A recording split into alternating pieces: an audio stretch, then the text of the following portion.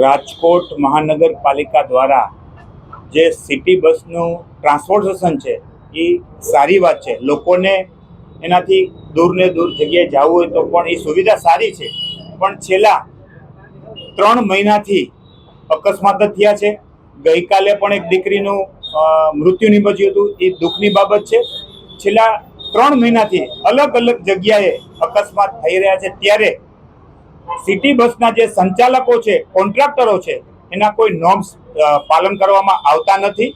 અને ખરેખર જ્યારે ડ્રાઈવરોની ભરતી કરે છે ત્યારે એના લાયસન્સ ચેક કરવા જોઈએ, એનું શારીરિક હેલ્થ સારી છે એ પણ ચેક કરવું જોઈએ. આજ સુધી ચેક કરવામાં આવતું નથી.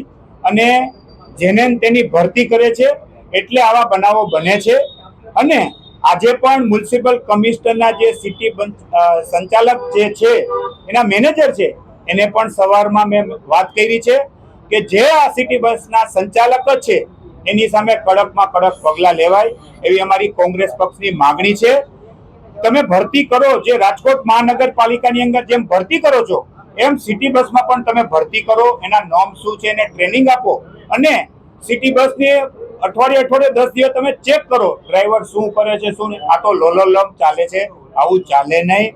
આ રાજકોટની જનતા માટે 21 લાખ લોકોની પ્રજા છે, એને સારી સુવિધા મળે એવી અમારી કોંગ્રેસ પક્ષની માગણી છે. અને આવનારા દિવસોની અંદર જો આ સિટી બસની સામે પગલાં લેવામાં નહીં આવે તો મ્યુનિસિપલ કમિશનરને આ બારામાં રજૂઆત કરવામાં આવશે. ખરેખર રાજકોટ મહાનગરપાલિકાના જે સિટી બસ સંચાલક જે સંભાળે છે એની ગંભીર બેદરકારી છે.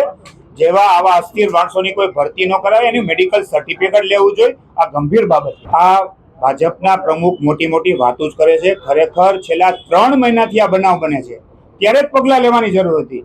ખરેખર આની સામે જે કોન્ટ્રાક્ટ ચલાવે છે એને બ્લેકલિસ્ટ કરો છે, નવા માણસોને તક આપવી.